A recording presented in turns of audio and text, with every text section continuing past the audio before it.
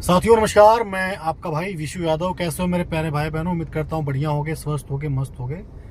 तो साथियों, आज का वीडियो दो मुद्दों पर होने वाला है। पहला मुद्दा ये है कि डीएलएड का सेकेंड और फोर्थ सेमेस्टर का रिजल्ट कब तक आएगा, और दूसरा मुद्दा आपका ये है कि जो 69,000 शिक्षक भर्ती में आरक्षण घोटाला हुआ था, तो क्या नई शिक्षक भर्ती वालों की सीट दे दी जाएगी उनको? क्या कोर्ट में हो रहा है, आइए विस्तार से समझते हैं। मैं आपसे कहूंगा कि इतना रिक्वेस्ट करूंगा साथियों को पूरा वीडियो ध्यान से देखना, और आपके लिए बहुत जरूरी है। तो साथियों, उसके पहले जरूर सूचना आपके लिए ये है कि टेक्स्ट बुक वालों ने आपके लिए कुछ ऑफर दिया हुआ है। आइए इसके बारे में विस्तार से जान लेते हैं क्या ऑफर दिया हुआ है। तो साथियों, जैसा कि आप यहाँ पे देख रहे होगा कि टेक्स्ट बुक की स्प्लेश सेल 29 जुलाई से 31 जुलाई तक लाइव है। ठीक है, क्या क्या इसमें आगे देख लेते हैं। इसमें आगे दिया हुआ है साथियों कि इस सेल में 29 जुलाई रात 12 बजे से 1 बजे तक टेक्स्ट बुक पास का स्पेशल प्राइस 399 रखा गया है। ठीक है, इसके बाद इसकी कीमत 449 हो जाएगी। यानी साथियों कि जो 449 रुपये का पास है वो आपको कितने मिल रहा है? 399 रुपये में। ठीक है, तो आप लोग 29 जुलाई के पहले तक आप इस ऑफर का लाभ उठा सकते हैं। इसके आगे साथियों क्या दिया हुआ है? दिया है कि वहीं नए यूजर्स मेरे, हाँ, जो लोग नए यूजर्स हैं, वो, जैसे मेरा नाम विशु यादव है, तो VISH मेरे नाम का 4 वर्ड आप लिख लेना। उसके बाद 12 लिख देना, विश 12 कूपन का उपयोग करके अतिरिक्त 12% डिस्काउंट प्राप्त कर सकते हैं, जिससे ईयरली टेक्स्ट बुक पास की कीमत 395 हो जाएगी। ठीक है, जो लोग नए हैं यूजर्स उनके लिए ये है। ठीक है, और आगे दिया हुआ है कि अगर आप CTET, UP TET, super TET, GT, PGT, SSC, railway, banking या किसी भी अन्य प्रतियोगी परीक्षा की तैयारी कर रहे हैं, तो यह ऑफर आपके लिए काफी उपयोगी है। ठीक है साथियों, जो लोग नई शिक्षक भर्ती का यूपी टेट, सीटेट का तैयारी करते हैं, तो भाई वो लोग बखूबी जानते होंगे कि यूपी क्या बोलते हैं कि टेक्स्ट बुक ऐप की क्या कीमत है, कितने अच्छे से आपकी तैयारी ऐसे कंप्लीट हो जाती है। तो टेक्स्ट बुक पास में आपको mock test, previous year papers, practice questions, live classes और कई परीक्षाओं की तैयारियों का कंटेंट एक ही जगह मिलता है। ठीक है, ऑफर सीमित है, जल्दी इसका लाभ उठाएं। जैसा कि आप यहाँ साथियों देख सकते हो कि आपको दिया हुआ है कि ये देखिए 29 जुलाई, देखिए 29 जुलाई यहाँ दिया हुआ है, 12 AM से 1 AM तक का समय दिया हुआ है। ठीक है, 399 रुपये। और यहाँ पे दिया हुआ है कि जो लोग मेरा कोड लगाएंगे, ये देखो दिया हुआ है, जो विश 12 का कोड लगाएंगे तो उनको 395 रुपये में ईयरली टेक्स्ट बुक का पास मिल जाएगा। साथियों, देर मत करिए, जो लोग पास को लेना चाहते हैं, डिस्क्रिप्शन में मैंने लिंक दे रखा है, वहाँ पे जाइए, क्लिक करिए और मेरा VISH 12 विश 12 कोड लगा करके आप ऑफर का लाभ ले सकते हैं। Thank you. तो पहले साथियों आते हैं कि डीलेट सेकेंड और फोर्थ सेमेस्टर का रिजल्ट कब आएगा। साथियों, जैसा कि मेरे द्वारा बताया गया था आपको कि 25 तारीख तक इसका रिजल्ट जारी हो जाएगा, और मेरी बात PNP सचिव सर से ही हुई थी। ठीक है, तो उन्होंने कहा था कि हर जिलों का लगभग आ चुका है डाटा। लेकिन कल मेरी जो वार्ता हुई, जब आप चूंकि 25 तारीख की बातें सही साबित नहीं हुई, तो आपके द्वारा लगातार मुझे मैसेज कॉल किए जा रहे हैं। हर जिले के भाई बहन मेंशन कर रहे हैं, मुझे कमेंट कर रहे हैं, व्हाट्सएप पे मैसेज कर रहे हैं कि भैया आपने 25 तारीख तक बोला था लेकिन अभी तक रिजल्ट नहीं आया। तो साथियों, बीच में मैं हाउस अरेस्ट हुआ था, आपने देखा होगा प्रशासन द्वारा, तो मैं बात नहीं कहीं कर पा रहा था। ठीक है, तो कल शाम को मुझे लग रहा है कि 2 से 3 बजे करीब मैंने PNP सचिव सर से वार्ता किया। तो और मैंने पूछा, सर 25 तक तो आपने बोला था कि जारी हो जाएगा, 25 से पहले जारी हो जाएगा। तो उन्होंने पता है क्या बोला? उन्होंने यही बोला कि सचिन, 2 जिलों का जो अंकचिट होता है, जैसे मूल्यांकन होने के लिए जो आपकी कॉपियाँ जाती हैं कहीं जाए यहाँ वहाँ कहीं भी, तो 2 जिलों का डाटा जो है कि अभी मतलब 2 से 3 दिन पहले आया हुआ है, लेट आया, कहें तो लेट आया।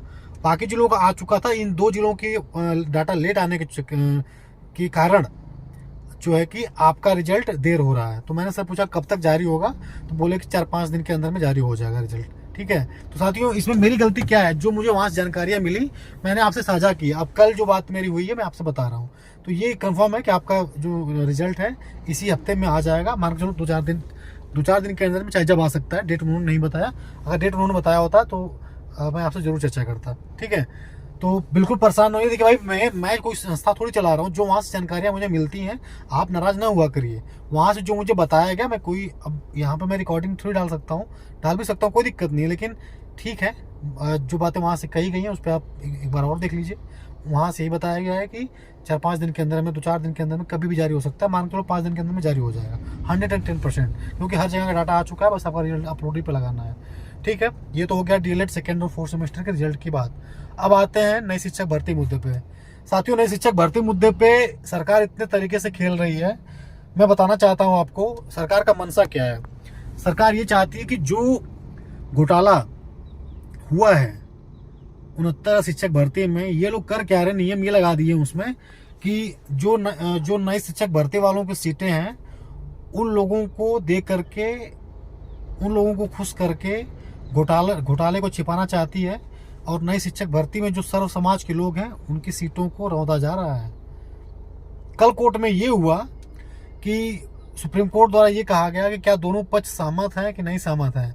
जो ये कार्य सरकार ने जो हलफनामा लगाया है कि नहीं, हम सबको समेट देंगे, जितने लोग भी परेशान हैं, जो लोग भी नौकरी कर रहे हैं पहले से अवैध तरीके से, जो लोग जिनकी नियुक्तियां हुई हैं, वो लोग, उनको बाहर नहीं किया जाएगा।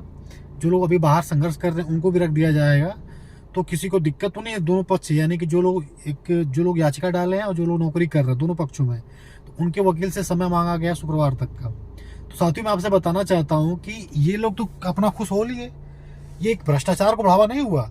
होना तो ये चाहिए था कि जो लोग उसमें संलिप्त अधिकारी थे, उसमें जो संलिप्त मंत्री था, शिक्षा मंत्री था, संलिप्त जो भी नेता थे, उन पर कार्रवाई होनी चाहिए थी। जो लोग अवैध तरीके से नौकरी पाए हैं, मैं देखो साथियों मैं ये नहीं कहना चाहता कि मैं किसी की नौकरी लेने की बात कर रहा, लेकिन साथियों बताओ ये मिसाल गलत पेश होगा कि नहीं?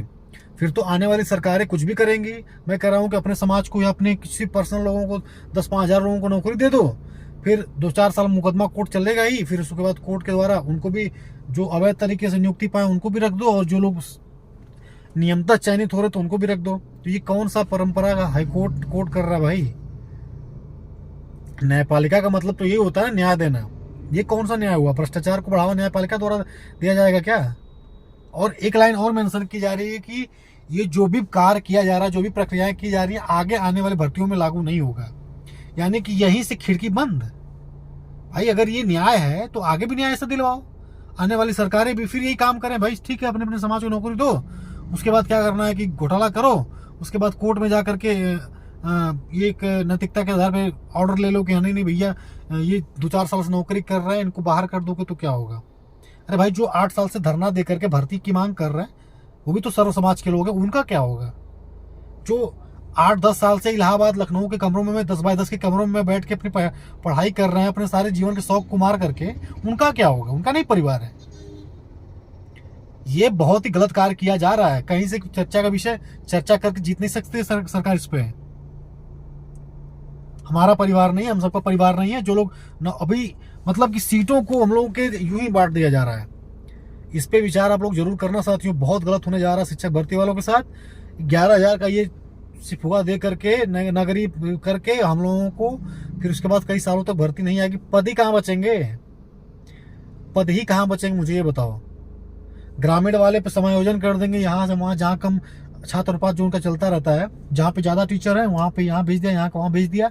नगरी वाले में चूँकि बहुत दिन से वो सब चीज़ें रुकी हुई हैं, ट्रांसफ़र रुका हुआ है, वहाँ पे उसमें भर्ती नहीं आई थी, तो ये खाली है 11,508। इस भर्ती से मान लो वो भर गया, उसके बाद भर्ती आएगी नहीं।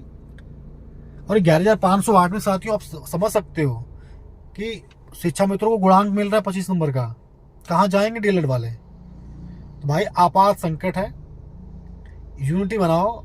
कमियां निकालोगे कि नहीं फलाने ने इलाहाबाद रख दिया तो आपकी औकात है, तो लखनऊ रख के दिखाओ, क्षमता दिखाओ। तो तुम्हारी क्षमता हमारे घर का कोई मैटर नहीं, एक भी क्षमता दिखाएंगे, ठीक है? नेताओं को बांटने का काम तुम सब कर रहे हो। विशु यादव नहीं गए वहां तो किसी ने इलाहाबाद धरना रख दिया, हमसे पहले रख दिया, बिना किसी चर्चा के रख दिया। तो कुछ लोग हमको कह रहे हैं कि इसने यहाँ रख दिया, तुम वहां रख के दिखाओ कितने बड़े नेता हो। भैया नहीं दिखाना है, तुम करो। हमारे घर की लड़ाई होती है, मेरी लड़ाई होती है, मैं लड़ लेता अकेले। तुम्हारी सबकी लड़ाई, तुम सबकी लड़ाई। बच्चे नहीं हो, दूध पीते बच्चे नहीं हो। अगर कोई गलत कर रहा है तो खुल के बोलो। और हमको कुछ नहीं है, हमारे पास कोई कुछ किसी चीज की दिक्कत नहीं है। निस्वार्थ भाव से लड़ता हूँ। अगर मेरी लड़ाई पसंद आ रही है, मेरा तरीका लड़ने का पसंद आ रहा है तो स्वागत है, नहीं तो भैया ठीक है, हम अपना अच्छे से जी खा रहे हैं, कोई दिक्कत नहीं है। तो जो लोग ये मानसिकता लेके चलते हैं कि नहीं धरना रख दिया तुम उसमें मत आना, ये शांत हो गया था, इसीलिए शांत हो गया था।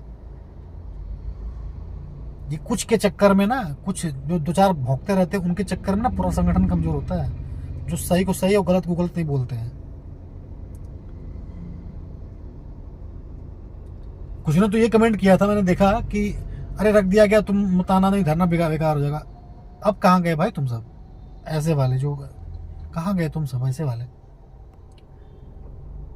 तो विचार कर लो। अगर सच में नौकरी चाहिए, तुमको बखूबी पता है कि कौन चेहरे लड़ने वाले हैं, बखूबी पता है कि कौन चेहरे लड़ने वाले हैं, कौन आंदोलन को मजबूत कर सकते हैं। उसके बावजूद भी अगर कमियां निकालोगे तो हमारा कुछ नहीं जाएगा, ठीक है? हमारा कुछ नहीं जाएगा। जो पूरे यूपी का यूथ के लिए संघर्ष कर सकता है, लाठियां खा सकता है सबके लिए, तो अपने लिए बहुत कुछ कर सकता है। इतना यहाँ रख के दिमाग में चलना। मूर्ख नहीं है, यहाँ पे सी नहीं लिखा हुआ है।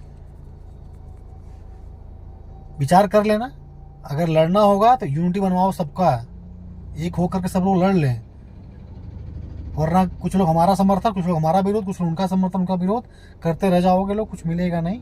और डीएलएड संगठन यार इतना संघर्ष कहीं और किया गया होता, किसी छात्र संघ में किया गया होता तो बड़ा लीडर, बहुत बड़ा लीडर निकला गया होता, जितना इस डीएलएड परिवार में हमने मेहनत किया है। और क्या लिया तुम लोगों से यार? कुछ नहीं आज तक। बताओ, कोई एक बंदा कह दे एक चवन्नी किसी से मांगा है मैंने? मेरे आने के बाद तो जो चंदा खाता जारी होता था उसको बंद करवा दिया मैंने, वरना डीएलएड में नेता बनते ही कोई मुद्दा हो खाता जारी डीएलएड वाले यूं बदनाम थे। लेकिन विशु यादव के आने के बाद खाता जारी का विरोध किया मैंने, इसलिए तो टारगेट पे रहता हूं सबके। जो लोग खाता जारी करते थे हमेशा, हर बात पे खाता जारी, हर महीने में खाता जारी, उसी का तो विरोध किया था मैंने, इसलिए तो सबके टारगेट पे रहता हूं मैं, इसलिए तो मेरा विरोध होता है। किसके लिए किया था मैंने? आप ही लोगों के लिए। आप लोगों के साथ कोई खेले नहीं, लेकिन सोशल मीडिया पे 2-4 सैड सॉन्ग लगा करके वीडियो बना लो। हम भी चाहें यूं करें और खाता जारी कर दें, 1000 बच्चे तो भेज ही देंगे, लेकिन नहीं चाहिए भैया, नहीं चाहिए। मुझे सम्मान चाहिए। जो आप लोग प्यार, किसी जिले में जाता हूँ 2-4 अपने साथी प्यार, अपने भाई बहन मिल जाते हैं, सम्मान प्यार मिल जाता है, हमें उससे उसके अलावा कुछ नहीं चाहिए। भगवान का दिया सब कुछ है, ठीक है। पैसे कमाने के बहुत तरीके हैं, आप अपने साथियों को साथ छल करके, विश्वासघात करके नहीं। तो साथियों, आप लोग तय कर लीजिए कि आगे क्या करना है, ठीक है। नेताओं में, लोगों में मतभेद कराने के अलावा भी अगर आपको समय मिले तो सबको एक प्लेटफॉर्म पे लाइए। हमने तो बहुत कोशिश किया एक प्लेटफॉर्म पे लाने का, लेकिन भाई जब इंसान की नीयत में ही सही नई चीज़ें हैं तो हम ज़बरदस्ती डांड मेरा लाई नहीं कि जा करके एकता करें या जो ज़बरदस्ती कुछ करें, ठीक है। तो ठीक है साथियों, आगे जो भी अपडेट होगा फिर चर्चा पर चर्चा होती रहेगी। और डीएलएड के रिजल्ट के बारे में मैंने बता दिया, उसके बाद नए शिक्षक भर्ती मुद्दे पे कोर्ट में क्या चल रहा है वो भी बता दिया।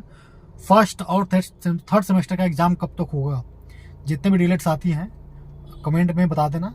आपका संख्या बल अच्छा खासा रहेगा तो मैं प्रयागराज जा करके आपके मुद्दे पे चर्चा पर चर्चा कर लूँगा, ठीक है। Thank you so much, love you all, bye bye.